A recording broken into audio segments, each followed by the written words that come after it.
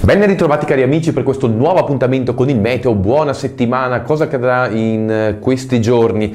Direi che passerà una saccatura alla volta di lunedì. Saccatura significa tempo in peggioramento, però poi le cose dovrebbero cambiare. E cosa accadrà nel futuro? Direi che possiamo utilizzare una mappa in quota a circa 5500 metri che ci fa vedere appunto la risalita dell'alta pressione. Si tratta di una mappa che è incentrata a metà della settimana e di conseguenza ci dà buone notizie per quello che sarà il tempo nei prossimi giorni, ma dobbiamo partire anzitutto dal lunedì, giornata di lunedì, quando potete notare il tempo sarà incerto su molte regioni. Si salverà un po' la parte del sud delle aree adriatiche, pioverà molto al nord, specialmente sulle aree tra la Liguria e la Toscana. Lì dovrebbe piovere in maniera abbastanza intensa, quindi un occhio di attenzione. Per quanto riguarda martedì, il maltempo si trasferirà verso sud e direi che le aree in cui pioverà maggiormente sono quelle meridionali, specialmente tra Campania e Calabria. Sul resto del territorio, come potete vedere,